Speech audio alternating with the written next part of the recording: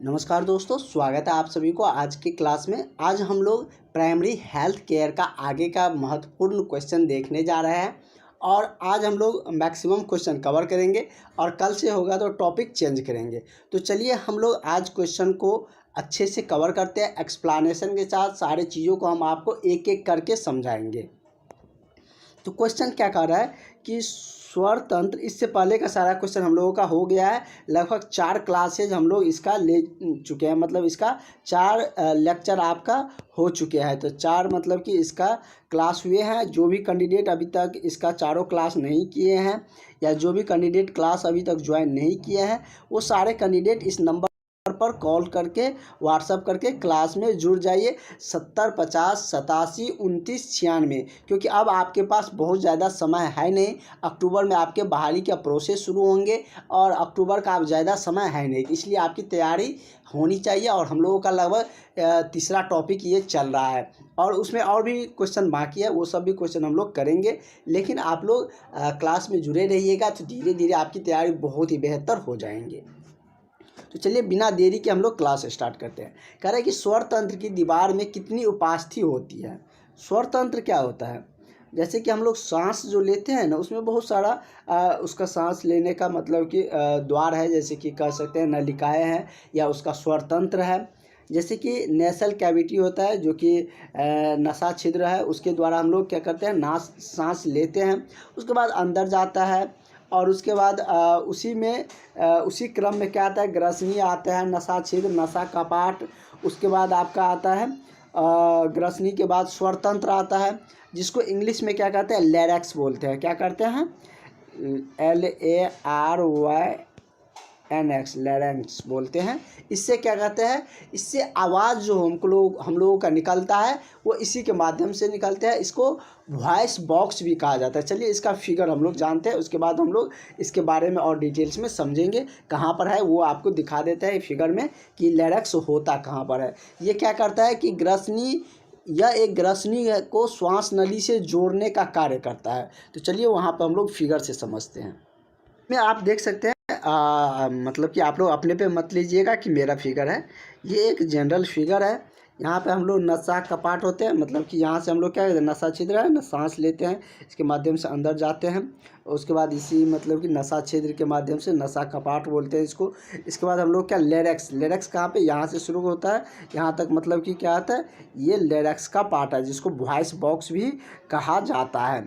और ये क्या है, ये ग्रसनी को श्वास नली, ये ग्रसनी जो है ना, इसको मतलब ये ग्रसनी को श्वास नली से क्या करते हैं, जोड़ने का कार्य करता है। आप देखते हैं कि ग्रसनी को क्या करता है, ग्रसनी को श्वास नली से क्या करता है, जोड़ रहा है।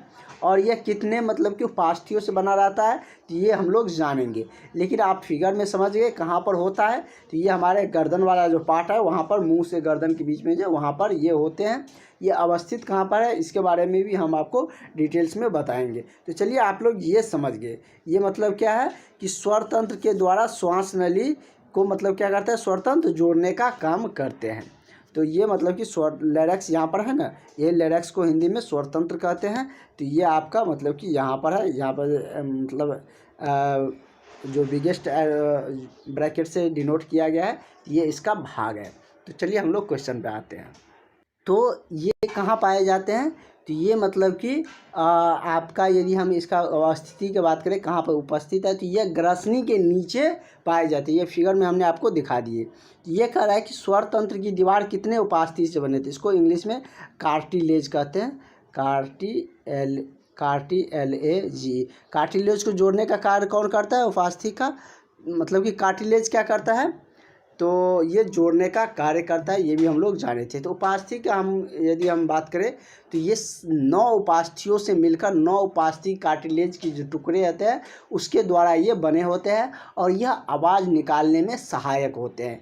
अगर ये उससे पूछा जाए कि उपास्थि का क्या वर्क है, तो ये आवाज़ निकालने में सहायक आता है। एक क्वेश्चन इस तरीके से पूछ सकते हैं कि स्वर तंत्र का दूसरा नाम क्या है, इसको वॉइस बॉक्स भी कहते हैं, क्योंकि ये आवाज़ निकालता है। इसको वॉइस मतलब इसमें कह सकते हैं स्टोर रहता है, तो इसको वॉइस बॉक्स के नाम से भी जाना जाता है। इसका करेक्ट आंसर आप लोगों का क्या हो जाएगा, 9 हो जाएगा। यह कितने कार्टिलेज उपास्थि से बने होते हैं, तो 9 उपास्थियों के टुकड़े से ये बने होते हैं। इसका 9 उपास्थि का लेयर होते हैं, उसके बनने में जो उसका लेयर है उपास्थि का वो 9 होते हैं। ठीक है, इसका correct answer option number D हो जाएगा। पूरे एक्सप्लेनेशन के साथ आपको बताएंगे ताकि आपको कोई कन्फ्यूजन ना रहे। किसी भी तरीके से उससे रिगार्डिंग कोई भी क्वेश्चन पूछता है तो आप उसको निश्चित ही आंसर करके आइएगा। अगला है कि फेफड़े में गैस के आदान प्रदान किस अंग की भूमिका होती है। तो फेफड़े में गैस का आदान प्रदान, तो ये हम लोग कल के क्लास में भी देखे थे कि कुपिका जो नलिका होता है उसके द्वारा क्या होते हैं, तो फेफड़े में जो गैसों का आदान प्रदान होते हैं वो कुपिका नलिका द्वारा होते हैं, या कुपिका दिया है तो कुपिका द्वारा होते हैं। तो correct answer option number D हो जाएगा। फेफड़ा से और भी बात याद रखिएगा आप कि फेफड़ा ही क्या करता है, हम लोगों का प्रमुख श्वसन अंग है। क्या है, सांस लेने का प्रमुख हम लोगों का श्वसन अंग जो है वो फेफड़ा ही है। ठीक है, उसके बाद और भी फेफड़ा का क्या काम है कि यह रक्त को शुद्धिकरण फेफड़ा में जाकर ही होता है, रक्त का शुद्धिकरण, क्योंकि फेफड़ा रक्त में जो ऑक्सीजन मिलाता है वो फेफड़ा के द्वारा ही रक्त में ऑक्सीजन मिलाए जाते हैं। इतने सारे फेफड़े से रिगार्डिंग क्वेश्चन आ सकते हैं। इसका करेक्ट आंसर आपका क्या हो जाएगा, कुपिका। नेक्स्ट क्वेश्चन हम लोग चलते हैं। अगला क्वेश्चन कह रहा है कि गैसों के विसरण के लिए कौन सा अंग ज़्यादा सतही क्षेत्र उपलब्ध कराता। सतही मतलब क्या, सतह जैसे क्या, कोई चीज़ का ये मतलब क्या हो गया, इस पर कोई चीज़ रखा हुआ है, मान के चलिए इस पर बॉल रखे, या चेयर आप रख रहे हैं, या और भी बहुत सारा ब्लैक बोर्ड रख रहे हैं, ये क्या हो गया, उसके लिए सतह का काम हो गया। तो वही कह रहा है कि गैस के विसरण के लिए कौन सा अंग ज़्यादा सतही क्षेत्र उपलब्ध करवाता है। तो ये कौन करवाता है, तो वायु कोश करवाता है। कौन करवाता है, वायु कोश करवाता है। तो करेक्ट आंसर आपका ऑप्शन नंबर आपका बी सही हो जाएगा। ठीक है, नेक्स्ट क्वेश्चन की तरफ बढ़ते हैं। आज हम लोग क्वेश्चन ज़्यादा करेंगे। अगला क्वेश्चन कर रहा है कि एपिग्लोटिक्स का अर्थ क्या होता है। जो एपिग्लोटिस है उसका क्या अर्थ है, क्या उसका मतलब कि उसका कार्य क्या है। ये क्वेश्चन ये है कि उसका कार्य क्या है। जो एपिग्लोटिक्स है उसका कार्य के बारे में आपसे पूछ रहे हैं, जैसे कि भोजन निकालते समय सांस मार्ग को बंद मतलब कि बंद नहीं होने देता है, मतलब ये इसका फंक्शन है। या भोजन निगलते समय कणों को श्वास नली में जाने से रोकता है, क्योंकि भोजन कभी कभी श्वास नली में भी फंस जाता है, ये भी आप सबको पता है। तो या भोजन को निगलते समय सांस मार्ग को बंद कर देता है, ऐसा तो होगा नहीं, क्योंकि अगर भोजन खाते समय अगर सांस नहीं लेंगे तो जिंदा कैसे रहेगा, सांस वाला पार्ट तो हमेशा चलते रहता है। तो ये कार्य तो बिल्कुल गलत हो गया, ये दो पर सोचिए। तो ये इसका ये भी कार्य है, यह भोजन निगलते समय सांस मार्ग को बंद नहीं होने देता है। जब आप भोजन खा रहे हैं तो उस समय भी सांस चलते रहे, इसलिए मतलब कि एपिग्लोटिक्स का कार्य यही है कि वह सांस मार्ग को भोजन करते समय बंद नहीं होने देता है। दूसरा एक इसका और एक कार्य है कि भोजन को निगलते समय कर्ण को, जो आप भोजन का कर्ण लेते हैं, जैसे चावल खाए, रोटी खाए, तो उसको छोटे छोटे टुकड़े में मुंह में क्या करते हैं, जो कि दांत फाड़ने चीरने का काम करते हैं मुंह में। ये हमने आपको बताए थे कौन से दांत, इंसियर और मोलर, प्री मोलर, इस तरीके से हमने आपको बताए थे। रदनक, चवर्नक, अर्धचवर्नक, कौन का क्या फंक्शन है, ये सब हमने पिछले क्लास में बता दिए हैं। जो भी क्लासेज नहीं किए हैं वो क्लास देख लीजिएगा, वहाँ पर आपको पूरी डिटेल्स में मिल जाएंगे। ज़्यादा दिन नहीं हुए, 5-6 क्लास पहले पढ़ाए थे उसको। तो जब छोटे छोटे अंग में, छोटे छोटे पार्ट में जो हम लोग खाने का जो खाद्य पदार्थ को तोड़ते हैं मुंह में, तो उसका मतलब या तो हंसी या किसी तरीके से ऐसे हो जाता है कभी कभार कि उसका कण क्या होता है, श्वास नली में चला जाता है। तो उसको रोकने का जो कार्य है, तो वो क्योंकि वह तो ओपन रहते हैं, तो उसको रोकने का कार्य इसी का है। किसका, तो एपिग्लोटिक्स का। एपिग्लोटिक्स का 2 कार्य हो गया, एक तो सांस खाते समय सांस नली को बंद नहीं होने देता है, दूसरा इसका कार्य है कि भोजन निगलते समय कण को श्वास नली में नहीं जाने देता है, उससे जाने से रोकता है। इसका दोनों सही है, तो ये ऑप्शन सही हो जाएगा, मतलब कि बी एंड सी दोनों सही है। सॉरी, मतलब कि इसमें क्या है, बी एंड सी होगा, ये ए नहीं होगा। मतलब कि कह रहा है कि भोजन निगलते समय सांस मार्ग को बंद नहीं होने देता है, होने हम इसमें देखने में थोड़ा सा मिस्टेक हो गया, सॉरी। तो ये नहीं होगा, ये होगा, मतलब कि भोजन निगलते समय सांस मार्ग को बंद कर देता है, मतलब कि निगलते समय जो ये सांस मार्ग होता है उस समय वो बंद हो जाता है, ये इसका फंक्शन है। अगला कि श्वास नली का सामान्यतः लंबाई कितना होता है, जो आप लोग सांस लेते हैं उसकी लंबाई कितना होते हैं। और भी बहुत सारी चीज़ें हमने आपको बताए थे कि मतलब कि श्वास नली और जैसे कि हमारे बॉडी के और भी चीज़ें होते हैं उसका क्षेत्रफल या उसकी लंबाई के बारे में हमने चर्चा भी किए थे। तो इसका कितना होता है, 10 से 12 सेंटीमीटर होता है। कितना होता है, तो हम लोगों का मानव का जो श्वास नली होता है उसकी लंबाई कितना होता है, 10 से 12 सेंटीमीटर। और सबसे लंबा किसका होता है, जीव जंतुओं में तो वैसे भी बड़ा होता है, लेकिन सबसे बड़ा किस में होगा अगर आपसे पूछा जाए तो ये होता है जिराफ में। किस में होता है, जिराफ में। क्योंकि श्वास नली आप देखते हैं कि जहाँ से सांस लेते हैं वहाँ से लेकर नाक से लेकर नसिका कपाट से लेकर मतलब कि जुड़ा हुआ रहता है, तो डायफ्राम तक ये मतलब कि जुड़े हुए रहते हैं। तो आप जिराफ के देखते हैं कि जो पेट वाले जो भाग होते हैं डायफ्राम वाले, वो कितना अंदर रहता है, उसका गर्दन कितना लंबा रहता है, तो वहाँ से वो जुड़ा हुआ रहेगा यहाँ तक, डायफ्राम तक। तो मतलब क्या, तो इसका सबसे बड़ा होगा। तो श्वास नली की लंबाई हम लोगों में 10 से 11 भी कहीं दिया रहेगा, तो आप कंफ्यूज मत करिएगा, 10 से 12 के बीच में होता है, 10 से 12 सेंटीमीटर के बीच में दिया होता है, या कहीं पर 10 से 11 सेंटीमीटर भी रहेंगे। तो आप जो भी रहेगा आप उसको आप समझ लिए कि कितना रहता है, वही है कि आप समझिए रहिएगा तो आपको कहीं दिक्कत नहीं आएंगे। वही सबसे बड़ा की हम बात करें तो कहाँ होता है, जिराफ में होता है, ये भी हम आपको बता दिए, ठीक है। और इसके रिगार्डिंग और भी हम बात करें तो ये मतलब कि क्या कहता है, ट्रोकिया के बाहर कार्टिलेज को सुरक्षा प्रदान भी इसके द्वारा किया जाता है। तो चलिए नेक्स्ट क्वेश्चन की तरफ बढ़ते हैं। इसका तो correct answer option number C हो गया। अगला है कि मेढक में किस प्रकार का शोषण तंत्र पाया जाता है। जैसे कि हम लोग क्या समझे कि हम लोग फेफड़ा हम लोगों का मुख्य शोषण तंत्र है, और हमने आपको मेढक के बारे में भी बताया था। तो इसमें दिया है कि फुसफुसीय शोषण, जिसको आप क्या कह सकते हैं, गिल्स भी कहा जाता है, इसको गिल्स भी कहा जाता है, GILLS गिल्स, ये भी सही है। और त्वचीय शोषण, देखिए मेढक जो होता है ना, यदि जीव अंदर में है, या मान के चलिए मेढक अंदर में है, तो उसमें जलीय जीव क्या करता है, गिल्स से या गल्फ और क्लोम से क्या करते हैं, श्वास लेते हैं। वही यदि टेडपोल मेढक का बच्चा है तो उसमें भी वही रहेगा। लेकिन एक ऐसा भी मेढक होता है जिसको निष्क्रिय मेढक कहते हैं, जो भूमि के अंदर पाए जाते हैं। कभी कभार देखते हैं जब खुदाई होते हैं तो भूमि के अंदर से कुछ मेढक निकलते हैं, वो अलग टाइप का होता है, उसका स्ट्रक्चर भी पानी वाले मेढक के स्ट्रक्चर से थोड़ा सा डिफरेंट रहता है। तो वो जो सांस लेते हैं वो त्वचा से शोषण करते हैं। तो मतलब मेढक में तो दोनों आ गया, तो एक तो फुसफुसिए या गिल्स कह लीजिए उसके द्वारा शोषण करते हैं, दूसरा त्वचा से शोषण करते हैं। तो इसका करेक्ट आंसर क्या हो जाएगा, सी हो जाएगा। दोनों ऑप्शन सही है। इसमें दिया है कि उपयुक्त तो दोनों, ऊपर का दोनों सही है, तो यही सही है, मतलब कि दोनों सही है, तो ये ऑप्शन आपका करेक्ट हो जाएगा, ऑप्शन नंबर सी। अब तो कोई दिक्कत नहीं होंगे, कौन से मेढक कहाँ सांस लेते हैं ये बता दिए। मतलब कि मेढक में दो तरीके से श्वास प्रमुख श्वास शोषण का अंग है। एक तो मतलब कि जो जलीय मेढक है या कह लीजिए मेढक का बच्चा, वो सब गिल्स या फुसफुसीय शोषण लेते हैं, इसके माध्यम से लेते हैं। दूसरा त्वचा के माध्यम से शोषण लेते हैं, जो भूमि के अंदर रहते हैं, ठीक है। आ रहा है कि फेफड़ा में वायु जाने का मुख्य मार्ग कौन सा है। ये तो हम लोग समझे कि फेफड़ा में वायु जाता है क्योंकि वहीं पर जाकर रक्त का शुद्धिकरण होता है, ऑक्सीजन वहीं पर मिलते हैं, लेकिन उसका मुख्य मार्ग क्या है। जैसे इसमें दिया है कि श्वासनिका, श्वसनी या श्वास नली या कुपिका। तो कुपिका के बारे में तो हम लोग पढ़ लिए।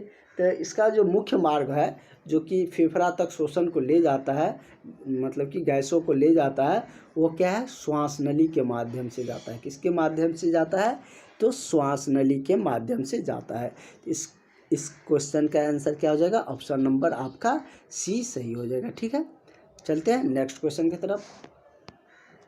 आज हम लोग ज़्यादा क्वेश्चन ही करेंगे, इसलिए परेशान मत होइएगा, और एक्सप्लेन भी तो करते ही जा रहे हैं, जहाँ पर ज़रूरत है वहाँ पर हम एक्सप्लेन करते हुए बताते हुए भी चल रहे हैं।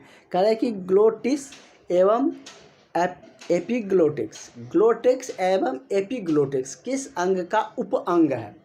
ये अंग नहीं है, अंग किसी अंग का उप अंग है।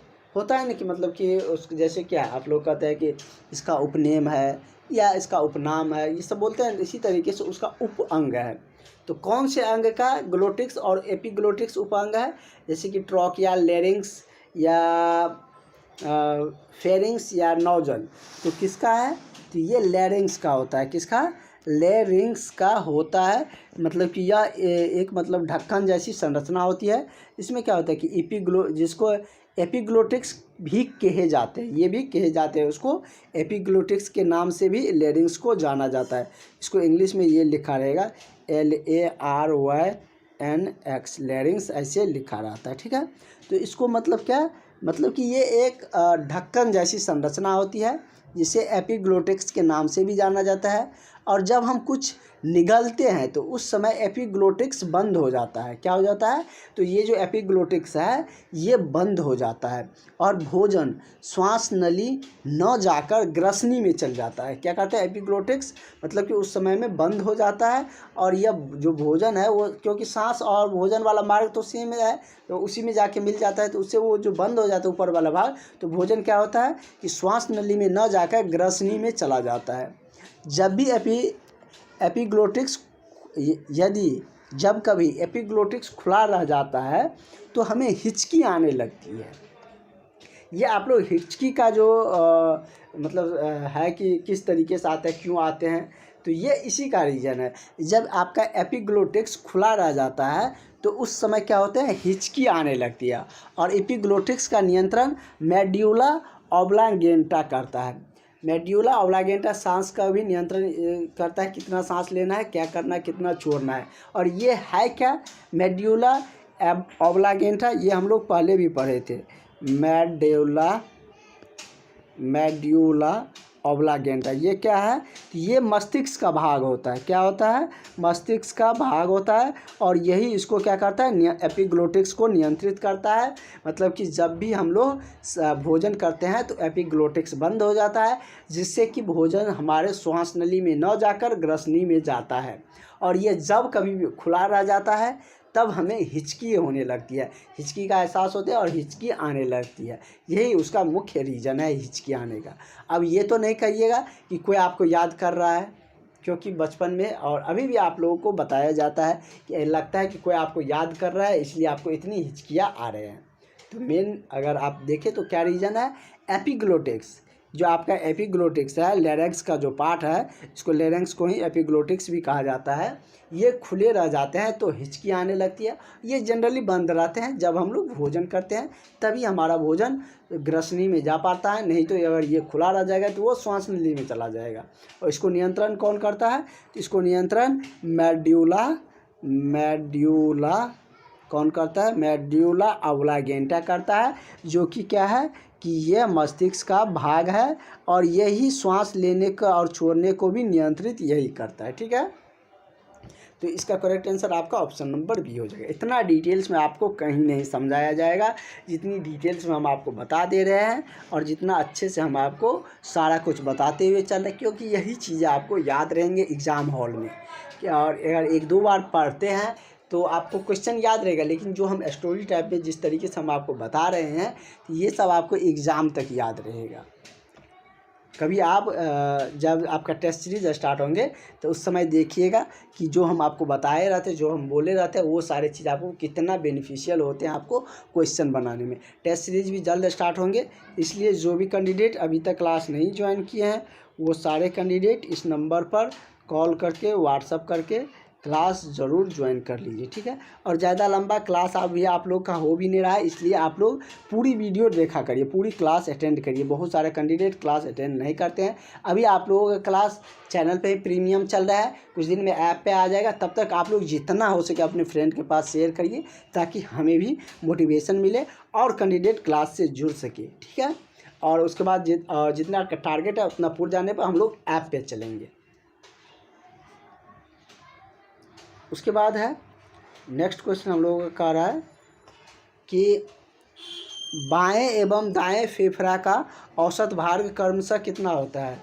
23 औंस या 19 औंस या 19 औंस, ये यूनिट है मापने का। फेफड़े का औसत भार मतलब कि कितने औंस में होते हैं, ये आपसे पूछ रहे हैं।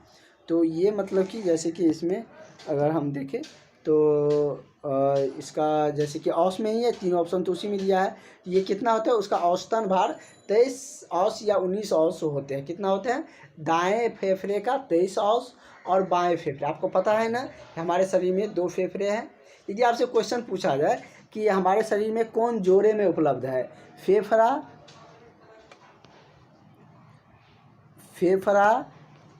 और उसके बाद यदि हम बात करें किडनी, आई, कान या मुंह, मतलब कि कौन जोड़े में उपलब्ध नहीं है, तो ये आप आसानी से बना सकते हैं। क्योंकि फेफड़ा भी क्या है, जोड़ा में उपलब्ध है। 2 होते हैं, एक दाएं साइड एक बाएं साइड होते हैं। तो फेफड़ा मतलब दाएं साइड वाले जो फेफड़ा है उसका वजन अलग होता है, बाएं साइड वाला का अलग होता है। दाएं साइड वाला का 23 औंस होता है, ये मापने का उसका इकाई है। और बाएं वाला का 19 होता है और दाएं वाला का 23 होता है। तो इसका करेक्ट आंसर क्या हो जाएगा, ऑप्शन नंबर ए हो जाएगा। उसका औसतन भार कितना होता है, तो दाएं वाले का 23 औंस और बाएं वाले का 19 औंस होते हैं, फेफड़े का औसतन भार होते हैं। फेफड़ा के बारे में हमने आपको बहुत कुछ बताया। यह मानव के वक्ष गुहा में पाए जाते हैं। यह मानव का मुख्य श्वसन अंग है। इसकी संख्या 2 होती है। दाएं फेफड़ा बड़ा होते हैं, ये आप यहाँ पर देख ही रहे हैं कि दाएं फेफड़ा बड़ा होते हैं, बाएं फेफड़ा छोटे होंगे। फेफड़ा प्यूलरस मेम्ब्रेन द्वारा ढका रहता है। फेफड़ा को फुसफुस भी कहा जाता है। और आपने देखे थे कि मेढक भी फुसफुस के माध्यम से क्या करता है, सांस लेता है। यदि आपसे पूछा जाए कि मानव का सबसे प्रमुख श्वसन अंग फुसफुस है या बहुत सारा ऑप्शन रहेगा, तो अगर फेफड़ा नहीं दिया है तो फुसफुस को ही फेफड़ा कहा जाता है। तो फुसफुस को फेफड़ा भी कहा जाता, फेफड़ा को फुसफुस भी कहा जाता है। फेफड़ा रक्त में ऑक्सीजन को मिला देता है। ये आपको हमने बहुत बार बताया है कि फेफड़ा ही क्या करता है कि रक्त में ऑक्सीजन को मिला देता है। रक्त को शुद्धिकरण भी फेफड़ा करता है। इसीलिए रक्त का जो फेफड़ा में जाकर ही रक्त क्या होता है, अर्थात शुद्ध होता है। इतनी सारी फैक्ट हम आपको फेफड़ा के लेकर बताए हैं। और जो आपका ग्रुप डिस्कशन होंगे ना, इसी तरीके से पॉइंट पर होंगे, इसी तरीके से पॉइंट बनाकर हम आपको देंगे। इसलिए हम आपको कह रहे हैं कि अपना अपना ग्रुप जल्दी से जल्दी बना लीजिए। आपका डिस्कशन जिसका जितना जल्दी बनेगा उसका उतना जल्दी ग्रुप डिस्कशन स्टार्ट हो जाएगा। आप देखें कितना क्वेश्चन फेफड़े से बन सकता है, और सारे हम आपको बता दिए। कल इसको फिर रिपीट कर देंगे ताकि आपको जितनी चीज़ बताए हैं वो आपको याद रहे और आप उसको समझ सकें। इसका करेक्ट आंसर आपका ए हो जाएगा। अगला है कि कौन वक्षीय गुहा और उदर गुहा को अलग करती है। गुहा 2 तरीके होते हैं, वक्षीय गुहा और उदर गुहा। तो इसको कौन अलग करता है, यह आपसे पूछे जा रहे हैं। और आगे का क्वेश्चन हम लोग होगा तो कल देखेंगे। जैसे कि फेफड़ा दिया है, डायफ्राम, हार्ट, या इनमें से कोई नहीं। तो वक्षीय गुहा और उदर गुहा का अलग करने का जो कार्य है वो डायफ्राम द्वारा किया जाता है। किसके द्वारा किया जाता है, तो डायफ्राम द्वारा किया जाता है। तो करेक्ट आंसर आपका क्या हो जाएगा, ऑप्शन नंबर आपका बी हो जाएगा। मतलब कि डायफ्राम ही वक्षीय गुहा और उदर गुहा को क्या करता है, अलग करता है। तो ठीक है, इतना क्वेश्चन आज हम लोग रखते हैं। कल की क्लास में इससे आगे के क्वेश्चन कंटिन्यू रखेंगे। और जो भी कैंडिडेट अभी तक भी क्लास नहीं ज्वाइन किए हैं वो सारे कैंडिडेट क्लास ज़रूर ज्वाइन कर लीजिएगा। क्लास से आपको निश्चित ही फ़ायदा होंगे और आप लोगों का सिलेक्शन होगा। सिलेक्शन दिलाने की गारंटी मेरी है। आप लोग ज़रूर क्लास से जुड़िए। वो सारे स्ट्रेटजी अपनाए जाएंगे जो आपको सिलेक्शन दिला सकता है। तो चलिए मिलते हैं हम लोग नेक्स्ट क्लास में। Thank you for watching.